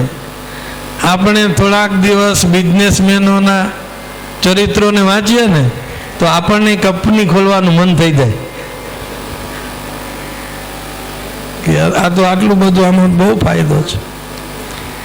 સત્પુરુષોની સાથે રહીએ તો આપણને જપ તપ વ્રત કરવાની ઈચ્છા થાય, જેના સાથે જઈએ એવું થવાનું મન થાય. મેં એક દ્રષ્ટાંત વાંચેલું. એ દ્રષ્ટાંતમાં એવું લખ્યું હતું કે એક વ્યક્તિએ એક બાળકનું ચિત્ર દોર્યું. એને એવી ઈચ્છા થઈ કે હું બિલકુલ નિર્દોષ વ્યક્તિનું ચિત્ર બનાવું, તો બાળકનું ચિત્ર દોર્યું. અને પછી ઘણા વર્ષ પછી એને એવી ઈચ્છા થઈ કે હું એક કોઈ દુર્જનનું ચિત્ર બનાવું. તો એ જે બાળક હતો એ જ ચિત્ર દોર્યું ને, તો એ બાળક હતો ને એનું જ ચિત્ર નાનપણમાં નિર્દોષ વ્યક્તિ તરીકે એને ચિત્ર કાઢ્યું હતું. એ જ વ્યક્તિનું પછી દુર્જન તરીકેનું ચિત્ર, એને ઈચ્છા જ્યારે થઈ ખરાબ વ્યક્તિનું ચિત્ર દોરવું લેવું છે તો એનું લીધું. પછી એ બેની તુલના કરતો હતો. તો પેલો જે વ્યક્તિ હતો કેદી એ જોઈને રડવા માંડ્યો. એટલે કીધું કે તું કેમ રડે છે? બીજા બધાને આશ્ચર્ય, તો ખૂંખાર છે, રડે કેમ? પછી કીધું એ કે આ તમે બે ચિત્ર જુઓ છો ને, બે ચિત્ર મારા છે, બે ચિત્ર મારા છે, પણ હું સંગના દોષથી આવામાંથી આવો થયો. તો જેને જેવો સંગ થાય, સંસર્ગજા દોષ ગુણા ભવંતી. અને એ સંસર્ગ વ્યક્તિના રૂપમાં પણ હોય, વિચારના રૂપમાં પણ હોય, ગ્રંથના રૂપમાં પણ હોય છે. સનાતન ધર્મની ખૂબ સુંદર વ્યાખ્યા મત્સ્ય પુરાણમાં આપી છે. આ મનુ મહારાજના વંશની કથા આવે ને એમાં પ્રિયવ્રત ઉત્તાનપાદ રાજા, એમના ધ્રુવ થયા, આગળ જતા મેધાતિથિ, વસુ, સુદામા, બિરજા, શંખપાદ, પ્રાચીન બરહી, અવીરધાન, આ બધા જ રાજાઓ તપ કરી અને સ્વર્ગમાં ગયા છે. એટલે તપ શ્રેષ્ઠ છે એવું કહ્યું. પછી દ્વાપર યુગ આવે. દ્વાપર યુગના માણસોમાં શું શું હોય તો કે છે તત પ્રવર્તિતે તાસામ પ્રજાનામ દ્વાપરે પુનઃ લોભો અધૃતિર વણિજ યુદ્ધમ તત્વાનામ અવિનિશ્ચય પ્રધ્વંસશ્ચૈવ વર્ણાનામ કર્મણામ તુ વિપર્યય યાંચ્યા વદ પણો દંડો માનો દંભો અક્ષમા બલમ. આવા બધા દોષો એ દ્વાપર યુગમાં પ્રવેશે. એટલે દ્વાપર યુગમાં દ્વૈત બહુ થાય. દ્વૈત એટલે એકબીજાની સાથે મતભેદ થાય, દ્વૈત થાય, એ દ્વાપર યુગની અંદર છે. પછી કલિયુગ હોય તો કલિયુગની અંદર તો આપણે બધા રહીએ છીએ, એટલે કલિયુગમાં શું શું હોય એ બધા તો આપણો સાક્ષાત અનુભવ છે. કલૌ પ્રમારકો રોગ સતતમ ચાપી ક્ષુદ ભયમ. જગતની અંદર ગરીબી, ભૂખ, અન્ન એની સમસ્યાઓ રહે, અનાવૃષ્ટિનો ભય રહે, અનેક પ્રકારના ઉપદ્રવો થાય. અને એક લખ્યું કલિયુગમાં મહામારીના રોગ બહુ આવે. કલૌ પ્રમારકો રોગ. કલિયુગમાં પ્રમારક રોગ આવે, અને એ પ્રમારક રોગ હમણાં કોરોનાના રૂપમાં આવ્યો. તો આ કલિયુગના લક્ષણો છે. કલિયુગની અંદર મનુષ્ય ગમે ત્યારે મૃત્યુ પામે. ગર્ભસ્થો મ્રિયતે કશ્ચિત. ગર્ભમાં મરી જાય. કોઈક જુવાન હોય અને જતો રહે, કોઈ કુમાર હોય અને જતો રહે. આવું બધું કલિયુગમાં થાય. મનુષ્યમાં તેજ અને બલ ઓછા હોય, પાપ આચરણ હોય, અને કહે છે મહાકોપા. કલિયુગમાં આપણને ક્રોધ બહુ આવે. જેને ના આવતો એ ભાગ્યશાળી હોય, પણ આપણને ગુસ્સો બહુ આવે. એ ગુસ્સાને આપણે પ્રગટ કરીએ કે ના કરીએ એ અલગ વસ્તુ, પણ ગુસ્સો આવે ખરો. પણ શક્તિ ના હોય એટલે બહાર ન કઢાય, પણ ગુસ્સો આવે. એ ગુસ્સાનું આપણે દર્શન કરીએ, નિરીક્ષણ કરીએ તો ધીમે ધીમે સ્થિત પ્રજ્ઞતા આવે. એ ગુસ્સો આવી રહ્યો છે, ગુસ્સો આવી રહ્યો છે. ગુસ્સાને જોવાનું. યતો યતો નિશ્ચરતી મનશ્ચંચલમ અસ્થિરમ તતસ્તતો નિયમ્યત આત્મન્યવ વશમ નયત. મન જ્યાં જ્યાં જાય એનું અવલોકન કરીએ, અને મનમાં જે જે આવે એનું અવલોકન કરીએ. ક્યારેક ક્યારેક આપણું મન બહાર જાય, મન બીજામાં જાય, અને ક્યારેક ક્યારેક મનમાં બીજા આવે. તો મન ક્યાં જઈ રહ્યું છે અને મનમાં શું આવી રહ્યું છે એનું અવલોકન કરે. મહાકોપાહ અધાર્મિકા અનૃત વ્રત લુબ્ધાશ્ચ. અસત્ય કલિયુગમાં આવે વાત વાતમાં. દુરિષ્ટે દુરધીતેશ્ચ દુરાચારે દુરાગમૈ. યજ્ઞ બરાબર ના થાય એ દુરિષ્ટ, અધ્યયન બરાબર ના થાય એ દુરધીત, આચરણ બરાબર ના થાય એ દુરાચાર. અને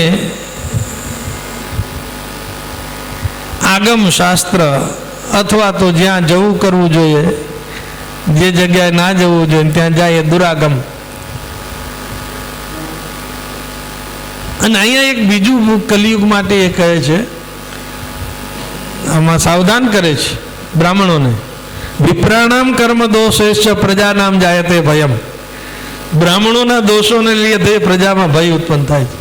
આવું કીધું. વિપ્રાણામ કર્મ દોષેશ્ચ પ્રજાનામ જાયતે ભયમ. અહીં આપણે વિપ્ર શબ્દને વ્યાપક અર્થમાં લઈએ તો જે જે લોકો શિક્ષા આપનારા છે એ કર્મ દોષ કરે તો પ્રજામાં ભયની સ્થિતિ ઉત્પન્ન થાય. હા, વિપ્રાહ જ્ઞાન માર્ગમાં રહેલા. પૂજ્ય કોંડિન્ય ગુરુજી એવું કહેતા, એજ્યુકેશન ડિપાર્ટમેન્ટ જે કામ કરે એ બધા વિપ્ર. Education department is the Brahmin department, એવું એ વાક્ય બોલતા. શિક્ષા પ્રધાન, જ્ઞાન પ્રધાન જેનું કામ છે, તો એ જ્ઞાન જેવું આપશે એવું થશે, જેવી શ્રદ્ધા નિર્માણ કરશે એવું થશે. કલિયુગની અંદર લખ્યું છે નાદીયંતે તથા વેદા, ને વેદો ભણાતા નથી.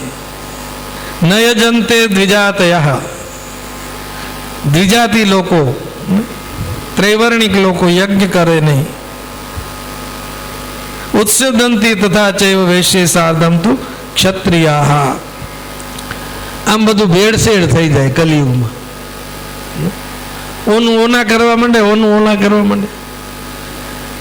એટલે જેનું કામ જેને કરવાનું હોય એ ના કરે, બીજો કરે. હવે બીજો કરે એટલે જલ્દી એને તો નિપુણતા ના આવે.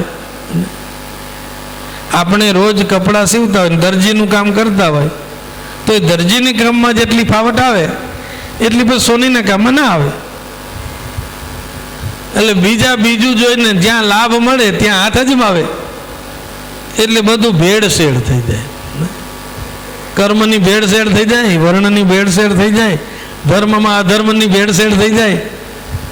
એટલે બધું ભેળસેળ વાળું, દૂધમાં નદીઓ વહેવા માંડે,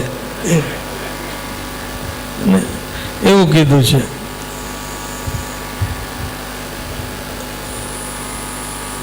તો આવા 4 પ્રકારના યુગો હોય છે, અને એ યુગોમાં મનુષ્યનું પહેલાં તો આયુષ્યને બહુ મોટું હોય. કલિયુગની અંદર તો 100 વર્ષનું પરમ આયુ શતમનું નામ. માણસ કલિયુગના જે પ્રકારના નીતિ નિયમો છે એ પ્રકારે રહે તો 100 વર્ષ જીવે, અને એમાં બી 100થી ઓછું જીવતો હોય તો એ કલિયુગમાં બી આગળ વધી ગયો છે, એડવાન્સ થઈ ગયો છે. તો અત્યારે તો એના કરતાં બી 100 વર્ષ માણસ જીવે તો આપણને બહુ અહોભાવ થાય કે આ તો 100 વર્ષ જીવ્યા. એટલું બી નથી જીવતા, બધું ઘટતું જાય છે.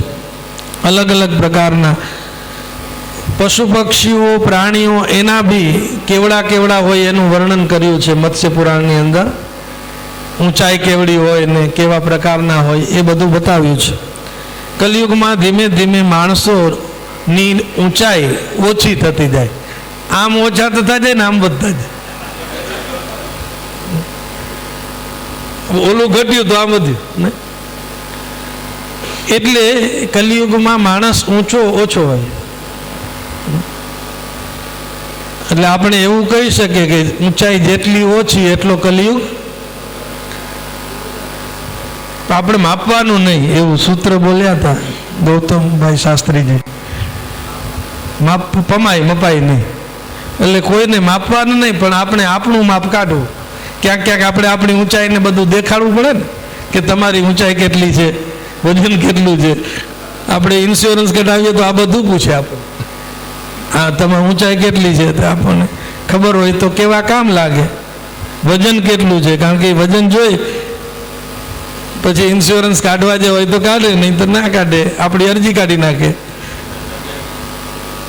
કે આનો ઇન્સ્યોરન્સ ના કઢાય, નહીંતર આપણી તજુરમાંથી કંઈક કાઢી નીકળી જશે. તો કલિયુગમાં મનુષ્ય આમ ઘટે આમ વધે, ધર્મ ઘટે અધર્મ વધે, ઊંચાઈ ઘટે પહોળાઈ વધતી જાય, વજન વધે છે. અને કલિયુગમાં વજન વગર કામ બી ના ચાલે, વજન મૂકવું પડે, વેઇટ મૂકવું પડે, નકર કાગળો ઉડી જાય ઓફિસમાંથી. અમે કાગળ મૂકીને ગયા હતા તો કે તમે શોધો આમાં ક્યાંક હશે, પણ અમે તો ટેબલ ઉપર મૂકીને ગયા હતા તો કે વજન નહોતું એટલે ઉડી ગયું.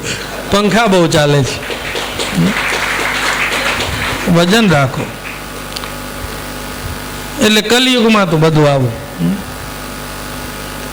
કલિયુગની એક વ્યાખ્યા એવી પણ થાય, કમ લિયતે યત્ર સકલિ, જેમાં સુખી માણસને શોધવો મુશ્કેલ, સુખને શોધવું મુશ્કેલ એ કલી. કલિયુગમાં પણ પછી સારા માણસો બિલકુલ ના હોય એવું ના હોય. બીજ ક્યારેય નષ્ટ ના થાય, ધર્મના બીજ એ તો રહેતા હોય. એટલે મત્સ્ય પુરાણ તો એવી વ્યાખ્યા કરે ને કે સત્યયુગમાં બી બિલકુલ અધર્મ હોય જ નહીં એવું નહીં, એ બી હોય ને. દૈત્યો દાનવો એ બી હોય, યુદ્ધ ત્યારે થતા, અત્યારે બી થાય, પણ એની માત્રામાં વધઘટ હોય, માત્રામાં ફેર હોય. એટલે કલિયુગમાં પણ જ્યારે જ્યારે પ્રલયને આવે તો કેટલાક શિષ્ટ લોકો બચી જાય, સારા માણસો એ બચી જાય. અને એ શિષ્ટ બચેલા જે માણસો હોય પાછા નવા યુગમાં જે ધર્મ આચાર શીખવે એને આપણે શિષ્ટાચાર કહીએ. શિષ્ટાચારની વ્યાખ્યા મત્સ્ય પુરાણે આ રીતે આપી છે. આવો શિષ્ટાચાર બી સમજાવ્યો છે. યુગ અનુસાર સમ દમ આદિના ધર્મ શીખવ્યા છે. આચાર્યની સુંદર વ્યાખ્યા આપી છે. વૃદ્ધાશ્ચ અલોલુપાશ્ચૈવ આત્મવંતો યદાંબિકા સમ્યક વિનીતા મૃદવ તાન આચાર્યાન પ્રચક્ષતે. 145મા અધ્યાયમાં 29મો શ્લોક છે. આચાર્ય વૃદ્ધ હોય એટલે આપણે ત્યાં હિતોપદેશ વગેરેમાં એવું આવે ને કે શસ્ત્ર વિદ્યામાં જેમ જેમ મનુષ્યની ઉંમર વધે એમ એની શક્તિ ઘટે, કુશળતા ઘટે. પણ શાસ્ત્ર વિદ્યા દ્વિતીયા દ્રિયતે સદા. તો એકા હાસ્યાય વૃદ્ધત્વે દ્વિતીયા દ્રિયતે સદા. શાસ્ત્ર વિદ્યામાં જેમ જેમ મનુષ્ય મોટો થાય, વૃદ્ધ થાય, એમ આદરણીય બને છે. અલોલુપ હોય આચાર્ય. આચાર્ય લોલુપ ના હોય, આત્મવાન હોય, શીલવાન, સંયમવાન હોય, દંભી ના હોય. આચાર્ય એટલે કોઈ પણ ગુરુ જે સદાચારની શિક્ષા આપે તે આચાર્ય. સમ્યક વિનીત હોય અને આચાર્ય મૃદુ હોય, કઠોર ના હોય. આમ આપણને ઉપર ઉપરથી ક્યારેક ગુરુજનો કઠોર દેખાય, પણ એની કઠોરતા ઉત્તરામ ચરિત્રમાં ભવભૂતિ વર્ણન કરે એવી કઠોરતા હોય. વજ્રાદપી કઠોરાણી મૃદોની કુસુમાદપી લોકોત્તરાણામ ચેતાંસી કોહી વિજ્ઞાતું મરાતી. લોકોત્તર વ્યક્તિનું ચિત્ત કોણ જાણી શકે? તો કોહી વિજ્ઞાતું મરાતી, બ્રહ્મા હિ વિજ્ઞાતું મરાતી. કનો એક અર્થ બ્રહ્મા થાય, વિધાતા થાય. એને બનાવ્યું હોય એટલે એને ખબર હોય કે આનું આર્ટ કેવું છે. તો લોકોત્તર વ્યક્તિઓના ચિત્ત ઉપરથી કઠોર લાગે તો પણ ભીતરથી કોમલ હોય, નારિયેળ જેવા હોય. નારિયેળ ઉપરથી કઠોર હોય પણ અંદરથી કોમલ હોય. તો મૃદવ મૃદુત્વ એ આચાર્યનો ધર્મ છે. શિશેર ધાતોશ્ચ નિષ્ઠાંતાત શિષ્ટ શબ્દમ પ્રચક્ષતે. 34મો શ્લોક છે. મન્વંતરેષુ યે શિષ્ઠા ઇહ તિષ્ઠન્તિ ધાર્મિકા. શિષ્ટ ધાતુ ઉપરથી શિષ્ટ શબ્દ બન્યો. શેષ રહે તે શિષ્ટ, બાકી રહ્યા તે શિષ્ટ. અને બાકી કેટલા રહ્યા એની ગણતરી કરી. મનુ સપ્તર્ષયશ્ચૈવ લોક સંતાનકારિણઃ તિષ્ઠન્તિ ચ ધર્માર્થમ તાન શિષ્ટાન સંપ્રચક્ષતે. એને શિષ્ટ કયા મનુ મહારાજ અને સપ્તર્ષિઓ એ શિષ્ટ છે. અને તે શિષ્ટ ચલિતો ધર્મ, એ શિષ્ટજનોએ જે ધર્મને સંચાલિત કર્યો હોય. શિષ્ટૈ આચાર્યતે યસ્માત પુનશ્ચૈવ મનુક્ષયે પૂર્વૈ પૂર્વૈર મતત્વાચ શિષ્ટાચાર સશાશ્વત. આવી સુંદર શિષ્ટ અને શિષ્ટાચારની વ્યાખ્યા આપી છે. એટલે પુરાણની નિરુક્તિઓ આવો એક પીએચડીનો વિષય થઈ શકે. બધા પુરાણને લઈને નિરુક્તિઓ આપે કે આ એક જગ્યાએ આપણને પ્રાપ્ત થઈ જાય. એક પાત્રમાં બધું પીરસી દે બધા પુરાણની નિરુક્તિઓ, તો એ પીએચડીનો વિષય થઈ જાય. અને એક એક પુરાણમાંથી અમુક અમુક પ્રકરણમાંથી નિરુક્તિઓ લઈએ તો નાના નાના શોધપત્રો બને. અનેક શોધપત્ર એટલે પીએચડી, અને એક પીએચડીમાંથી અનેક વિભાગ કરીએ તો એ શોધપત્ર થઈ જાય. તો એ નિરુક્તિઓ મત્સ્ય પુરાણની પણ ઘણી આપી છે. શિષ્ટ ધાતુના બે અર્થ કર્યા, ગતિ અને બીજું હિંસા. એક ચાલવું ચલાવવું એટલે સદાચારને ગતિશીલ કરે એ શિષ્ટ, અને દુરાચારનું નિવારણ કરે એનું હનન કરે એ શિષ્ટ. સદાચારને સ્થાપે, અનાચારને રોકે એ શિષ્ટ છે. અહીં શિષ્ટ ધાતુના બે અર્થ આપ્યા છે. તો એ શિષ્ટાચારમાં શું હોય તો કે 8 વસ્તુઓ હોય. શિષ્ટાચારની અંદર 8 શિષ્ટાચારના લક્ષણ છે. એ 38મા શ્લોકમાં બતાવ્યા. દાનમ સત્યમ તપો લોભો વિદ્યેજ્યા પૂજનમ દમઃ અષ્ટૌ તાની ચરિત્રાણી શિષ્ટાચારસ્ય લક્ષણ. 8 ચરિત્ર એ શિષ્ટાચાર કહેવાય. આપણે ત્યાં એવું કહેવાય કે જ્ઞાન દ્વારા, વિદ્યા દ્વારા, શિક્ષા દ્વારા ચરિત્ર નિર્માણ કરવાનું. આચાર્ય ચરિત્રનું નિર્માણ કરતા હોય છે. ચાણક્ય માટે કહેવાય ને કે પ્રલય અને નિર્માણ એ શિક્ષક આચાર્ય એની ગોદમાં ખેલતા હોય છે. નિર્માણ પણ એ કરી શકે અને નિર્વાણ પણ આપી શકે છે. નિર્માણ અને નિર્વાણ બેયની ક્ષમતા એ સદગુરુ આચાર્યોમાં હોય છે. તો શિષ્ટાચાર એ 8 વસ્તુથી બને, ચરિત્રથી બને. દાન, સત્ય, તપ, અલોભ, વિદ્યા, ઈજ્યા, યજ્ઞ, પૂજન. ગુરુજનોનું, વડીલોનું પૂજન કરવું, બીજાને આદર આપીએ, બીજાને સુખ થાય, સંતોષ થાય એવું કાંઈ પણ કરીએ એ ઈશ્વર પૂજન છે. બીજાને કોઈ પણ રીતે સંતોષ થાય એ ઈશ્વર પૂજન છે. એન કેન પ્રકારેણ યસ્ય કસ્યાપી દેહિન સંતોષમ જનયેત પ્રાજ્ઞઃ તદેવેશ્વર પૂજનમ. તો એવા ઘણા બધા વ્યક્તિઓ હોય કે જેની અંદર આ શિષ્ટતા હોય છે કે જે બીજાને ખુશ કરી શકે. ભોગાયતાજી કહેતા હતા અમુક અમુક વ્યક્તિમાં કે આ વ્યક્તિની અંદર આ કલા છે, આ શિષ્ટાચાર છે, બીજાને ખુશ કરી શકે અને પોતાની નાની ક્રિયાથી પણ બીજાને ખુશ કરી શકાય. એક વખતે એક કથાકાર પૂજ્ય દાદાજી પાસે આવ્યા સંતરામમાં ભરત ભુવનમાં, અને પછી એમનો સંવાદ ચાલતો હતો. તો અમે બેઠા હતા ત્યાં, એમના સંવાદને સાંભળતા હતા. તો પેલા કથાકાર મહાપુરુષ હતા, એમણે એ કહ્યું ને બહુ જ વિનમ્રતાથી એમણે કહ્યું કે દાદાજી હું આ કથા કરું છું, આપને વંદન કરવા આવ્યો છું. અને વાત કરતા કરતા એમના સંવાદમાં ભાગવતજીમાં એવું લખ્યું છે કે કથા હરિકથો દરકા સતામ સુરી સમાગમે. સત્પુરુષોનો મિલાપ થાય, મિલન થાય તો એની વાતમાં હરિકથા જ પ્રગટે. છેલ્લે હરિકથા હોય. હરિકથો દરકાહ, ઉદરક એટલે એનું જે પેલું છેલ્લું આવે વિશ્રામ સ્થાન, એને શું કહે? ટર્મિનલ. છેલ્લું સેન્ટ્રલ છે ને છેલ્લું, પછી ત્યાંથી ગાડી આગળ ના જાય તો છેલ્લે એનું સ્ટોપ હોય ને એ હરિકથા હોય. એના સંવાદનું ફરી ફરીને ભગવાનમાં આવે, શાસ્ત્રમાં આવે. એટલે આવા મહાપુરુષો વાતચીત કરતા હોય તો એમાં કાંઈક ને કાંઈક સૂત્ર નીકળતા હોય છે.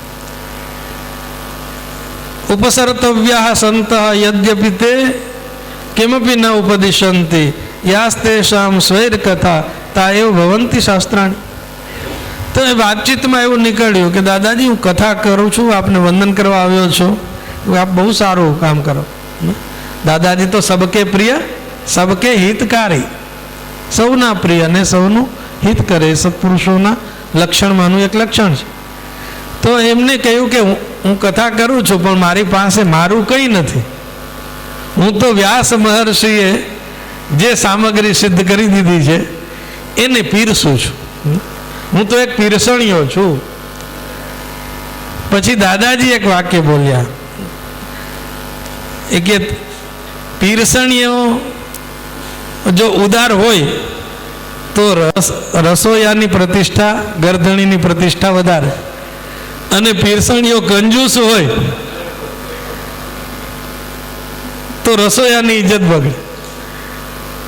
એટલે પરિવેષણ એક કલા છે ને, પરિવેષણ એક કલા છે. એ ઉદારતાથી પીરસે, ઉદારતાથી પીરસતા હોય. અને પુરાણના પ્રવક્તા તો ઉદારતાથી જ પીરસે.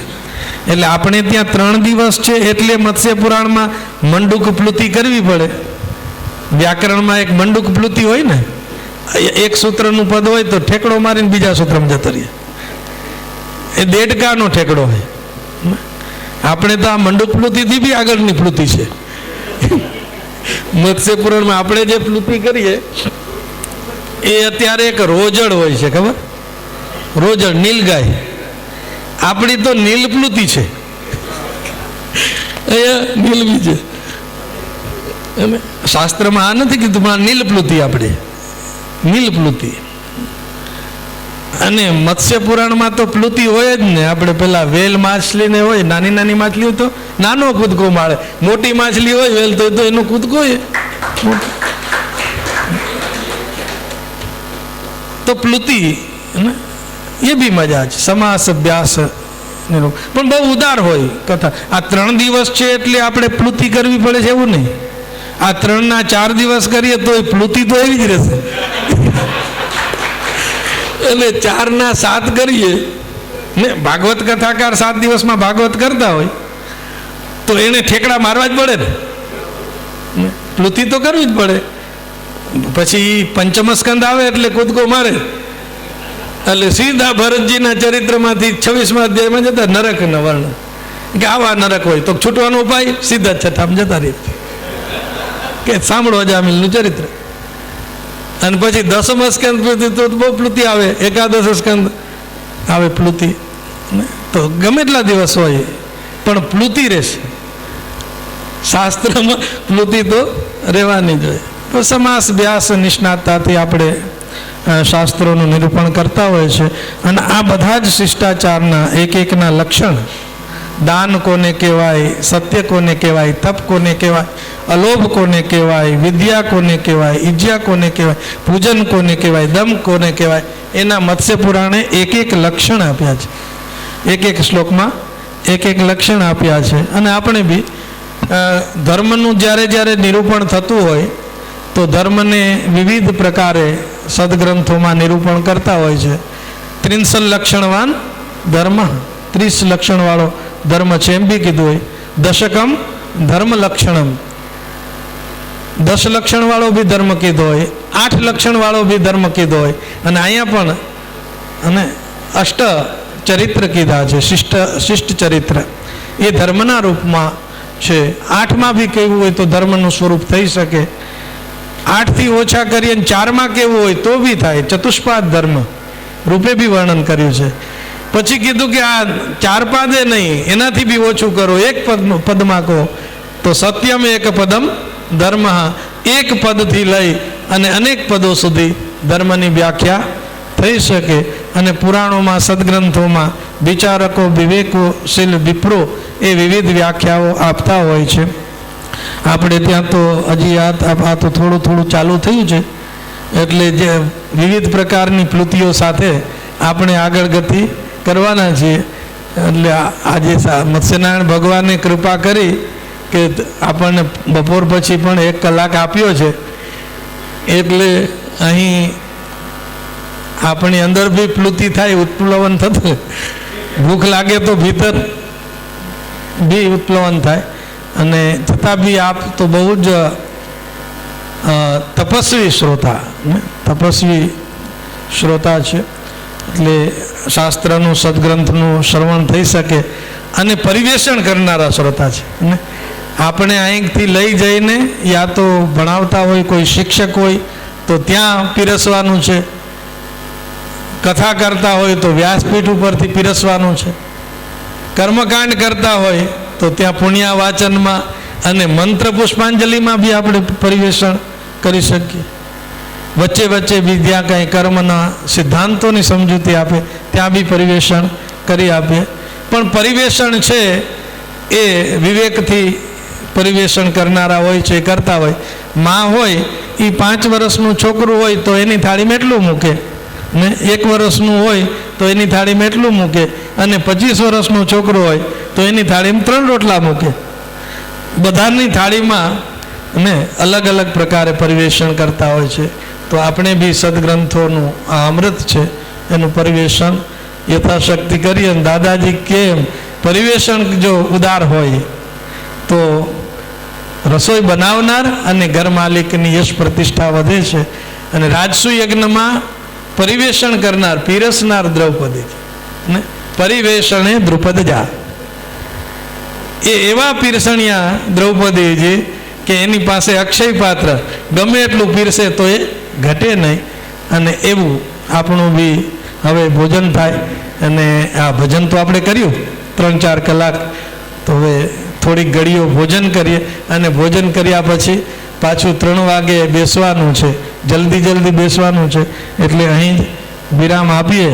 અને અહીં તો પરિવેષણે દ્રુપદજા ને પરિવેષણ બી અદ્ભુત છે, રસોઈ બી અદ્ભુત છે.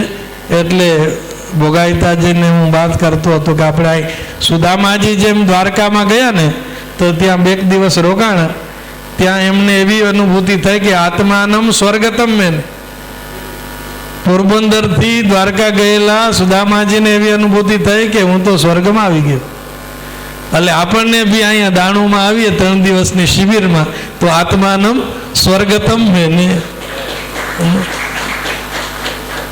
સ્વર્ગનું લક્ષણ એ કે આપણે જે વસ્તુ ઈચ્છીએ એ વસ્તુ જ્યારે મળી જાય અને વિના પ્રયત્ને મળી જાય એનું નામ સ્વર્ગ.